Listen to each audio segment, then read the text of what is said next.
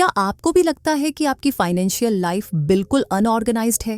क्या आप भी हर महीने पे चेक टू पे चेक जीते हैं और कभी सोचते हैं कि क्या आप कभी फाइनेंशियली होल फील कर पाएंगे? क्या आपने कभी वो फ्रस्ट्रेशन महसूस किया है जब आप एक फाइनेंशियल प्लान बनाते हैं लेकिन उसे फॉलो नहीं कर पाते? क्या आप भी उन लाखों लोगों में से एक हैं जो चाहते हैं कि कोई उन्हें बिल्कुल बेसिक से स्टेप बाय स्टेप गाइड करे कि कैसे अपने पैसों को सही तरीके से मैनेज करें?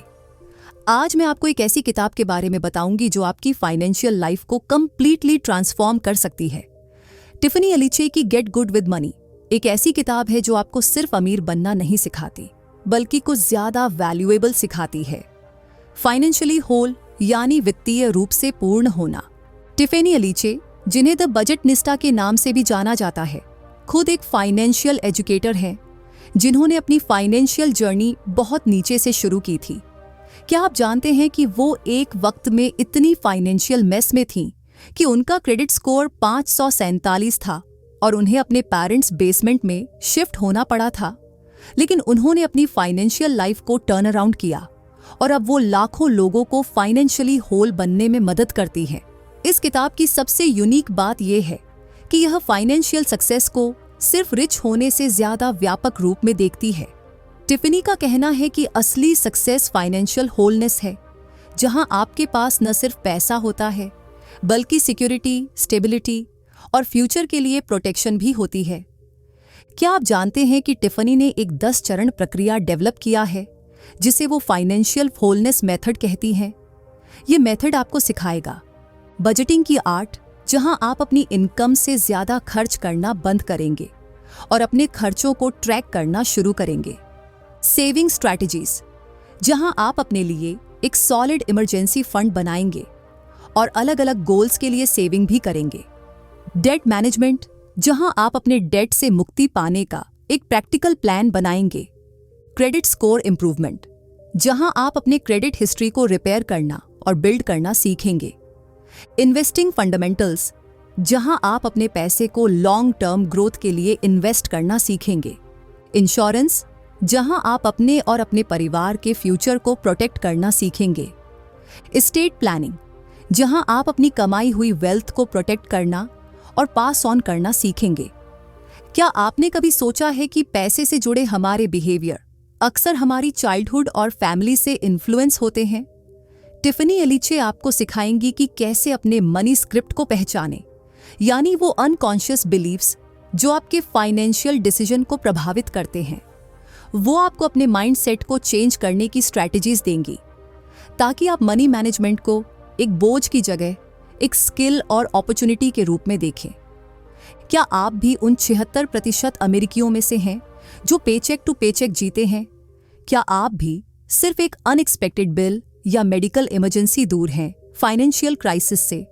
टिफनी का 10 चरण कार्यक्रम आपको इस वल्नरेबिलिटी से बाहर निकालेगा और आपको एक सॉलिड फाइनेंशियल फाउंडेशन बनाने में मदद करेगा। सबसे अच्छी बात, ये किताब सिर्फ उन लोगों के लिए नहीं है जो हाई इनकम अर्नर हैं। चाहे आप कितनी भी इनकम कमाते हो, चाहे आप कितने भी कर्ज में डूबे हों, टिफनी का फाइनेंशियल होलनेस फ्रेमवर्क आपके लिए काम करेगा। वो अपनी पर्सनल स्टोरी और हजारों क्लाइंट्स के रियल लाइफ एग्जाम्पल्स का यूज करके आपको दिखाएंगी कि कैसे आप भी अपनी फाइनेंशियल लाइफ को ट्रांसफॉर्म कर सकते हैं। क्या आप भी अपने फाइनेंशियल फ्यूचर को लेकर अनसर्टेनिटी महसूस करते हैं? क्या आप भी अपने बच्चों को बेहतर फाइनेंशियल हैबिट्स सिखाना चाहते हैं? क्या आप भी एक ऐसी लाइफस्टाइल जीना चाहते हैं जहां पैसे की टेंशन आपकी हैप्पीनेस को डिस्टर्ब न करे? क्या आप भी चाहते हैं कि आपके पैसे आपकी वैल्यूज के अनुसार काम करे, न कि एड्स और मार्केटिंग के दबाव में? तो मेरे साथ जुड़िए इस समरी में, जहां मैं आपको टिफनी अलीचे के 10 सरल चरण बताऊंगी जो आपको फाइनेंशियली होल बनने में मदद करेंगे। जैसा कि टिफनी कहती हैं, फाइनेंशियल होलनेस सिर्फ पैसों के बारे में नहीं है, ये सिक्योरिटी, फ्रीडम और चॉइस के बारे में है। और कौन इन तीनों चीजों को अपनी लाइफ में नहीं चाहता? क्या आप रेडी हैं अपनी फाइनेंशियल होलनेस जर्नी शुरू करने के लिए? क्या आप तैयार हैं पैसों के साथ अपने रिश्ते को बदलकर वो फ्रीडम पाने के लिए जिसके आप हकदार हैं? तो चलिए इस ट्रांसफॉर्मेटिव जर्नी की शुरुआत करते हैं और सीखते हैं कि कैसे get good with money. Financial wholeness क्या है? फाइनेंशियल होलनेस का मतलब है अपने फाइनेंसेस के हर एक पहलू को मैनेज करना। सिर्फ बजट या सेविंग ही नहीं, बल्कि अपनी insurance, investment, credit, emergency fund, retirement planning और एस्टेट प्लानिंग को भी। टिफनी कहती हैं कि फाइनेंशियल होलनेस वो स्टेट है जहां आप पैसों से जुड़े सभी मामलों में सिक्योर, स्ट्रांग और स्टेबल हों। क्या आप अपने पैसों के साथ गुड हैं? ये जानने के लिए टिफनी ने एक सिंपल टेस्ट दिया है। अगर आप इन सवालों के जवाब हाँ में दे सकते हैं तो आप पैसों के मामले में गुड हैं। क्या आपके पास एक साफ बजट है जिसका आप फॉलो करते हैं? क्या आपके पास कम से कम 3 से 6 महीने का इमरजेंसी फंड है? क्या आप हर महीने अपने लोन को नियमित रूप से चुकाते हैं? क्या आपके पास इंश्योरेंस कवरेज है? क्या आप अपने रिटायरमेंट के लिए बचत कर रहे हैं? अगर आपने इनमें से कुछ या सभी सवालों का जवाब नहीं में दिया है तो चिंता की कोई बात नहीं है, क्योंकि टिफनी का 10 स्टेप प्लान आपकी मदद करेगा। चलिए इन स्टेप्स के बारे में जानते हैं। स्टेप 1, बजट बनाएं। टिफनी का पहला स्टेप है अपना बजट बनाना। वो कहती हैं कि बजट बनाना किसी डाइट प्लान जैसा है। जैसे हम भोजन का प्लान बनाते हैं, वैसे ही हमें अपने पैसों का भी प्लान बनाना चाहिए। आपका बजट आपको बताता है कि आपके पास कितना पैसा आ रहा है और कहाँ जा रहा है। लेकिन ज्यादातर लोग अपने पैसों का ट्रैक नहीं रखते और इसलिए उन्हें पता ही नहीं चलता कि वो अपने पैसे कहाँ खर्च कर रहे हैं। टिफनी बजट बनाने के लिए 50-30-20 रूल फॉलो करने की सलाह देती है। इसके अनुसार 50% पैसा आपकी जरूरतों पर, रेंट, बिल्स, फूड आदि। 30% आपकी चाहत पर, मूवी, डिनर आउट, शॉपिंग आदि। 20% आपके फाइनेंशियल गोल्स के लिए, सेविंग, इन्वेस्टमेंट, लोन पेमेंट आदि। टिफनी बताती हैं कि जब उन्होंने अपनी फाइनेंशियल लाइफ फिर से शुरू की तो पहले 3 महीने तक उन्होंने सिर्फ ट्रैक किया कि उनका पैसा कहाँ जा रहा है। उन्होंने हर खर्च को छोटी छोटी कैटेगरी में रखा और फिर देखा कि कहाँ वो ज्यादा खर्च कर रही थीं। जब उन्हें पता चला कि वो फूड और एंटरटेनमेंट पर ज्यादा पैसा खर्च कर रही थी तो उन्होंने इसे कंट्रोल किया और ज्यादा सेविंग करना शुरू की। आप भी ऐसा ही कर सकते हैं। अपने सभी खर्चों का ट्रैक रखिए, फिर उन्हें छोटी छोटी कैटेगरी में डालिए और देखिए कि आप कहाँ ज्यादा खर्च कर रहे हैं। फिर अपने बजट को एडजस्ट कीजिए ताकि आप अपने गोल्स के लिए और पैसे बचा पाएं। Step 2, save like crazy. Saving Tiffany के 10 स्टेप प्लान का एक बेहद महत्वपूर्ण हिस्सा है। वो कहती हैं कि सेविंग आपको फाइनेंशियल टफ टाइम से बचाती है, आपको मौके दिखाती है और आपके सपनों को पूरा करने में मदद करती है। टिफनी ने कुछ अपने जीवन से एक कहानी शेयर की। जब वो अपना घर खो चुकी थीं और अपने पेरेंट्स के घर शिफ्ट हो गई थीं, तब उन्हें अपनी लाइफ दोबारा बनाने के लिए सेविंग शुरू करनी पड़ी। उन्होंने हर महीने थोड़ा थोड़ा पैसा बचाना शुरू किया, भले ही वो सिर्फ $5 या $10 ही क्यों ना हो। और धीरे धीरे उनकी छोटी बचत एक बड़ी रकम में बदल गई। टिफनी के अनुसार हर किसी को कम से कम 3 तरह के सेविंग अकाउंट्स होने चाहिए।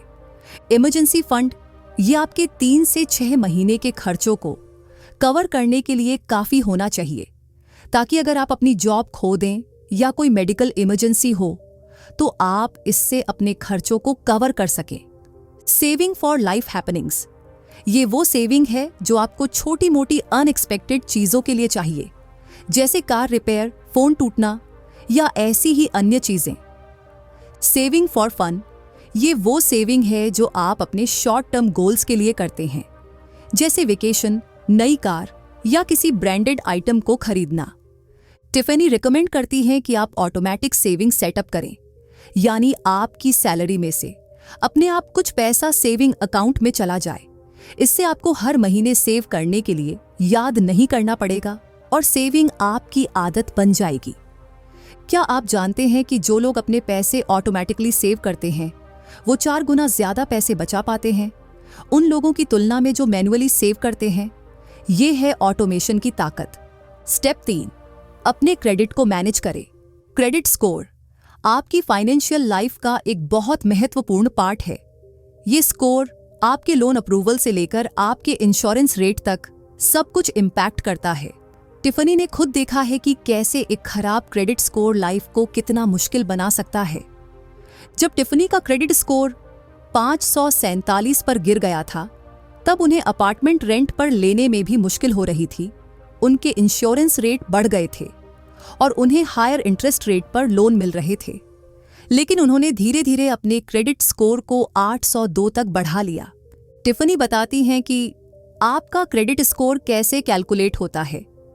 35% आपके पेमेंट हिस्ट्री पर निर्भर करता है।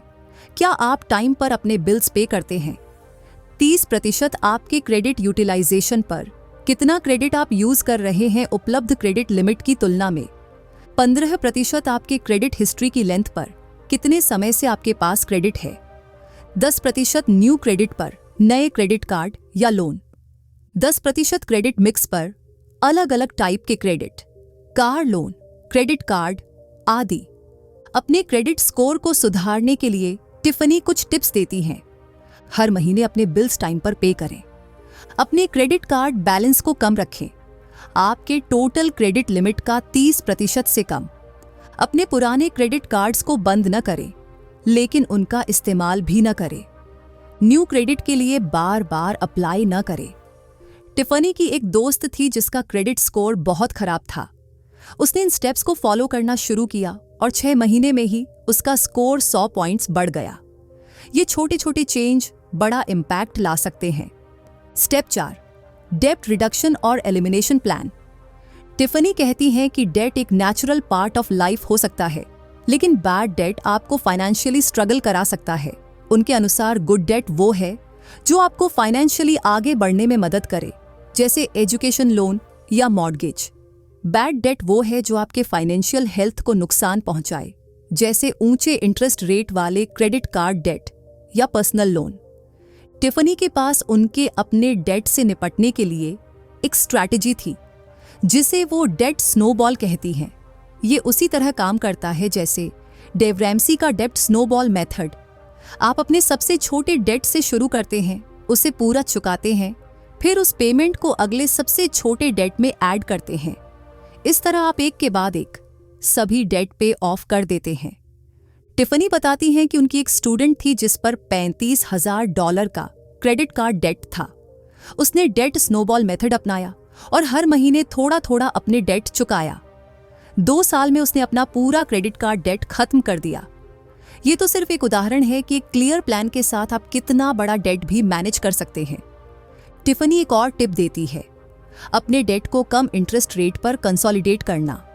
अगर आपके पास मल्टीपल क्रेडिट कार्ड डेट्स हैं जिनका इंटरेस्ट रेट 15 से 20% है, तो आप उन्हें एक पर्सनल लोन में कंसोलिडेट कर सकते हैं जिसका इंटरेस्ट रेट 7 से 8% हो। इससे आप हजारों रुपये बचा सकते हैं। लेकिन याद रखें, डेट कंसोलिडेशन के बाद दोबारा क्रेडिट कार्ड डेट न जमा करें। Step 5, invest in your future. चलिए अब इन्वेस्टमेंट की बात करते हैं। टिफनी कहती हैं कि इन्वेस्टमेंट आपको फाइनेंशियल फ्रीडम तक पहुंचा सकता है। जब आपका पैसा आपके लिए पैसा कमाए, तो आपको अपनी टाइम बेचने के लिए कम मेहनत करनी पड़ेगी। टिफनी ने अपनी इन्वेस्टमेंट जर्नी 19 साल की उम्र में रिटायरमेंट अकाउंट खोलकर शुरू की थी। उनके डैड ने उन्हें सलाह दी थी कि वो हर महीने थोड़ा सा अमाउंट इन्वेस्ट करे, भले ही वो $25 ही क्यों ना हो।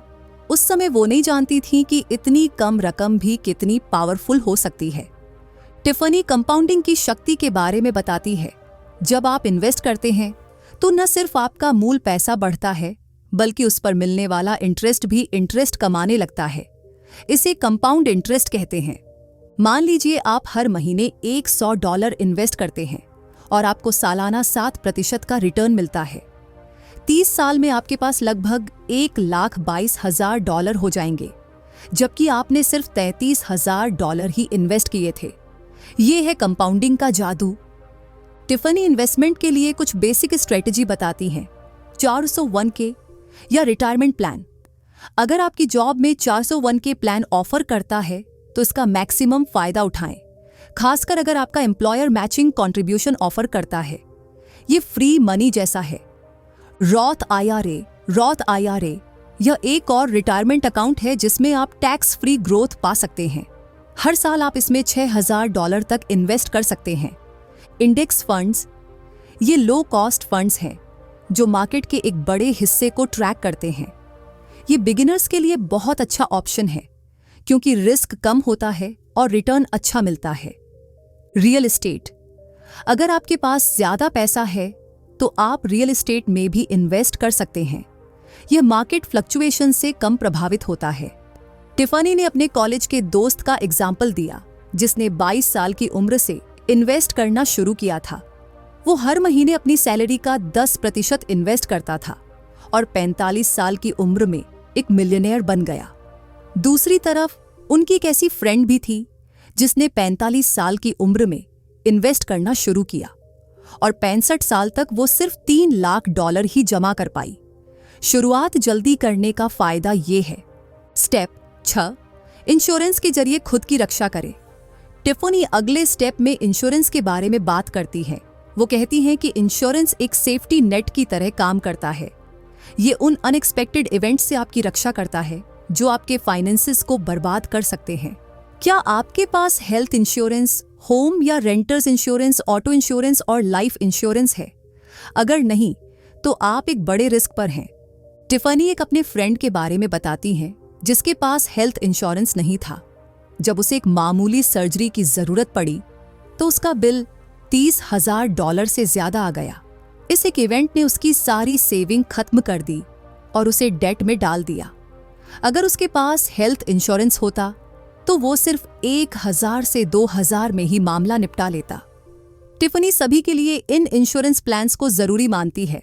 हेल्थ इंश्योरेंस मेडिकल इमरजेंसी बहुत महंगी हो सकती है और इसके बिना आप अपनी सारी सेविंग खो सकते हैं। अगर आपकी कंपनी हेल्थ इंश्योरेंस ऑफर करती है तो उसका लाभ उठाएं। ऑटो इंश्योरेंस, कार एक्सीडेंट होना कॉमन है और इससे होने वाली फाइनेंशियल डैमेज बहुत बड़ी हो सकती है। लायबिलिटी कवरेज तो मिनिमम होना ही चाहिए। होम या रेंटर्स इंश्योरेंस, आपके घर में चोरी, आग या प्राकृतिक आपदा का नुकसान हो सकता है। इंश्योरेंस इससे आपको बचाएगा। लाइफ इंश्योरेंस, अगर आपके परिवार पर आपकी इनकम का निर्भर है तो लाइफ इंश्योरेंस आपके जाने के बाद उनकी मदद करेगा। डिसेबिलिटी इंश्योरेंस, अगर आप काम करने के लिए अक्षम हो जाते हैं तो ये आपकी इनकम का एक हिस्सा कवर करेगा। टिफनी कहती हैं कि इंश्योरेंस वो खर्च है जिसे हम करना नहीं चाहते, लेकिन जब जरूरत पड़ती है तो हम इसकी वैल्यू को समझते हैं। ये एक तरह से आपके पैसे की सुरक्षा है, इसलिए इसे नजरअंदाज न करें। स्टेप 7, अपनी आय क्षमता को अधिकतम करें। चलिए अब इनकम के बारे में बात करते हैं। टिफनी का मानना है कि अपनी इनकम को बढ़ाने के लिए हमें अपने स्किल्स की वैल्यू समझनी चाहिए और उन्हें मैक्सिमाइज करना चाहिए। टिफनी खुद भी अपनी इनकम बढ़ाने के लिए कई तरीके अपनाती थीं। जब वो एक प्री स्कूल टीचर थीं, तब उन्होंने ऑनलाइन कोर्सेज बनाना शुरू किया, फाइनेंशियल वर्कशॉप कंडक्ट करना शुरू किया और फिर अपनी बुक लिखी। इन सभी साइड हसल्स ने उनकी इनकम को कई गुना बढ़ा दिया। टिफनी का मानना है कि हर किसी के पास अतिरिक्त इनकम पाने के अवसर होते हैं। उनके अनुसार आप अपनी इनकम बढ़ाने के लिए इन तरीकों को अपना सकते हैं। अपने मौजूदा जॉब में प्रमोशन लेना, अपने स्किल्स को अपग्रेड करें और अपने बॉस से बात करें कि आप कैसे कंपनी को ज्यादा वैल्यू दे सकते हैं। फिर एक सैलरी राइज या प्रमोशन की डिस्कशन करें। साइड हसल शुरू करना, अपने स्किल्स का इस्तेमाल करके कोई साइड बिजनेस शुरू करें। आप फ्रीलांसिंग, कंसल्टिंग, ट्यूशन या अपने हॉबी को बिजनेस में कन्वर्ट कर सकते हैं। पैसिव इनकम स्ट्रीम्स बनाना, इन्वेस्टमेंट, ब्लॉगिंग, यूट्यूब चैनल या ऑनलाइन कोर्सेज जैसे पैसिव इनकम सोर्सेज विकसित करें। टिफनी का कहना है कि उनके एक स्टूडेंट ने अपनी वीकेंड्स को एक ऑनलाइन स्टोर शुरू करने के लिए डेडिकेट किया। 6 महीने में उसका साइड हसल हर महीने $2,000 कमा रहा था। उसने अपने सैलरी के अलावा इस पैसे को सेव और इन्वेस्ट किया, जिससे उसकी फाइनेंशियल पोजीशन बहुत मजबूत हो गई। याद रखें, अपनी आय को अधिकतम करना सिर्फ ज्यादा पैसा कमाने के बारे में नहीं है, बल्कि अपनी मूल्य को पहचानने और उसे दुनिया को दिखाने के बारे में है। Step 8, estate planning. अब हम टिफनी के 10 स्टेप प्लान के 8वें स्टेप पर आते हैं, एस्टेट प्लानिंग। एस्टेट प्लानिंग यानी ये सुनिश्चित करना कि आपके जाने के बाद आपकी संपत्ति का क्या होगा। ज्यादातर लोग सोचते हैं कि एस्टेट प्लानिंग सिर्फ अमीर लोगों के लिए है, लेकिन टिफनी कहती हैं कि हर किसी को अपनी एस्टेट प्लानिंग करनी चाहिए। टिफनी ने अपने एक दोस्त की स्टोरी शेयर की जिसके पिता का अचानक निधन हो गया। पिता ने कोई विल नहीं बनाई थी, न ही उनके पास कोई लाइफ इंश्योरेंस था। नतीजतन परिवार को न केवल अपने प्रियजन के जाने का दुख झेलना पड़ा, बल्कि फ्यूनरल कॉस्ट और लीगल मैटर्स से भी जूझना पड़ा। अगर उनके पिता ने प्रॉपर एस्टेट प्लानिंग की होती तो परिवार को इतनी परेशानी नहीं उठानी पड़ती। टिफनी के अनुसार एवरी एडल्ट के पास ये बेसिक एस्टेट प्लानिंग डॉक्यूमेंट्स होने चाहिए। विल, एक विल बताता है कि आपकी डेथ के बाद आपकी प्रॉपर्टी और एसेट्स का क्या होगा। इसमें आप अपने बच्चों के गार्डियन भी डेजिग्नेट कर सकते हैं। पावर ऑफ अटॉर्नी, इससे आप किसी भरोसेमंद व्यक्ति को अपने लीगल और फाइनेंशियल डिसीजन लेने का अधिकार देते हैं अगर आप खुद ऐसा करने में असमर्थ हों। एडवांस डायरेक्टिव, यह आपकी मेडिकल विशेस को बताता है अगर आप मेडिकली अपनी बात नहीं कह पाते। बेनिफिशियरी डेजिग्नेशन, यह सुनिश्चित करता है कि आपके रिटायरमेंट अकाउंट्स, लाइफ इंश्योरेंस और अन्य एसेट्स सीधे आपके चुने हुए बेनिफिशियरी को जाएं। टिफनी कहती हैं कि ये डॉक्यूमेंट्स बनाने में ज्यादा पैसा नहीं लगता, लेकिन ये आपके फैमिली को बहुत परेशानी से बचा सकते हैं। आप ऑनलाइन टूल्स का इस्तेमाल करके या किसी अटॉर्नी से कंसल्ट करके इन्हें बना सकते हैं। स्टेप 9, संबंध और पैसा। टिफनी के अनुसार पैसे और रिश्ते एक दूसरे से बहुत जुड़े हुए हैं। मनी प्रॉब्लम्स रिलेशनशिप्स को बर्बाद कर सकती हैं और अस्वस्थ रिलेशनशिप्स आपके फिनेंसेस को नुकसान पहुंचा सकती हैं। टिफनी ने अपने खुद के अनुभव को शेयर किया। जब वो अपने बॉयफ्रेंड के साथ थीं, तब वो उनके साथ एक जॉइंट अकाउंट शेयर करती थीं। उनका ब्रेकअप होने के बाद उन्हें पता चला कि उनके बॉयफ्रेंड ने उनके अकाउंट से पैसे निकाल लिए थे। इससे उन्हें बहुत फाइनेंशियल नुकसान हुआ। उस दिन से टिफनी को एहसास हुआ कि पैसों के मामले में बहुत सावधान रहना चाहिए, भले ही आप किसी के करीब हों। टिफनी आपको रिलेशनशिप्स में फाइनेंस को मैनेज करने के लिए कुछ टिप्स देती हैं। ओपन कम्युनिकेशन, अपने पार्टनर के साथ पैसों के बारे में खुलकर बात करें। अपने फाइनेंशियल गोल्स, हैबिट्स और कंसर्न्स को शेयर करें। फाइनेंशियल इनफिडेलिटी से बचें। अपने पार्टनर से फाइनेंशियल सीक्रेट्स न रखें। छुपाए गए डेट, छिपी हुई शॉपिंग हैबिट्स या सीक्रेट बैंक अकाउंट्स रिलेशनशिप्स में विश्वास को तोड़ सकते हैं। लिमिट्स तय करें। अपने साथ यह तय करें कि किस अमाउंट के लिए आपको एक दूसरे के साथ डिस्कस करना चाहिए। यह $100 हो सकता है या $1000, लेकिन क्लियर बाउंड्री होनी चाहिए। जॉइंट और सेपरेट फाइनेंसेस, अपने लिए जो काम करे उसे अपनाएं। कुछ कपल्स जॉइंट अकाउंट्स पसंद करते हैं जबकि अन्य सेपरेट अकाउंट्स रखते हैं। दोनों अप्रोच वैलिड हैं, बस सुनिश्चित करें कि आप दोनों इस पर सहमत हों। टिफनी ने बताया कि उनकी एक फ्रेंड ने अपने हस्बैंड के साथ हर वीक मनी डेट सेट किया था, जहां वे अपने फाइनेंसेस पर चर्चा करते थे। इसने उनके रिलेशनशिप में पैसों को लेकर टेंशन कम कर दिया और उन्हें अपने फाइनेंशियल गोल्स पर अलाइन होने में मदद की। याद रखें, स्वस्थ संबंध और स्वस्थ वित्त एक दूसरे का समर्थन करते हैं। Step 10, mindset shift. टिफनी के 10 स्टेप प्लान का आखिरी स्टेप है माइंडसेट शिफ्ट।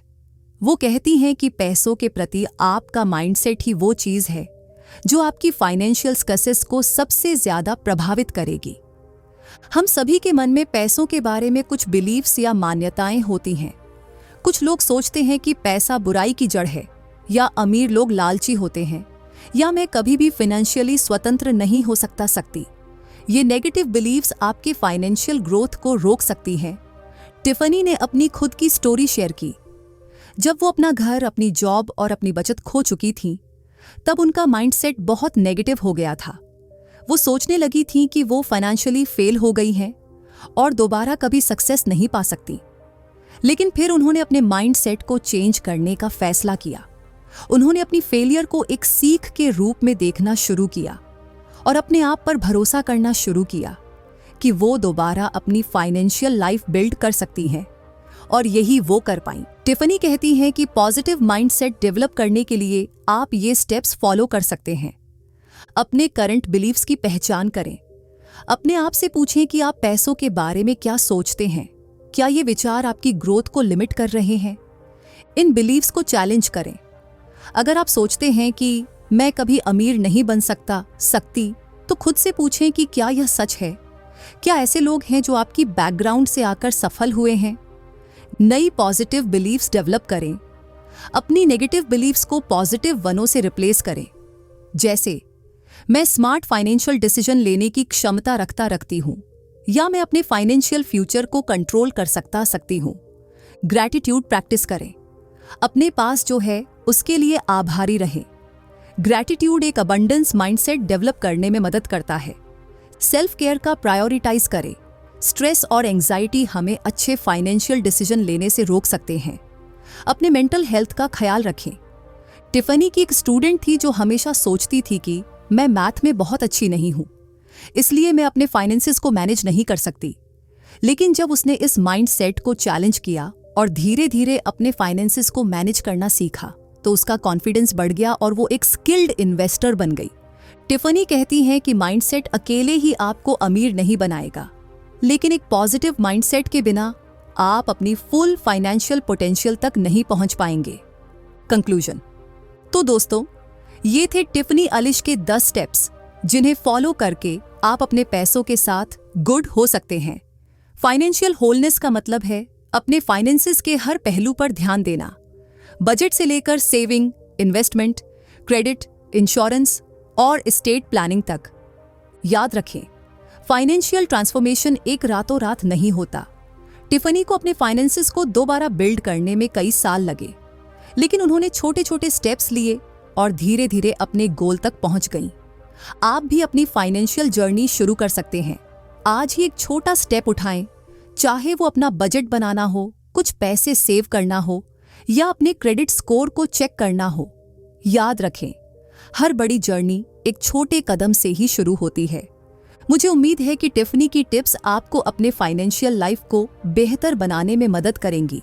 क्या आप अपने फाइनेंसेस को मैनेज करने के लिए उत्साहित महसूस कर रहे हैं? आप अपनी फाइनेंशियल जर्नी कहां से शुरू करेंगे? आज ही अपना पहला स्टेप उठाएं और अपने पैसों के साथ गुड होना शुरू करें। धन्यवाद दोस्तों, और अपने पैसों के साथ अच्छी लाइफ जिएं।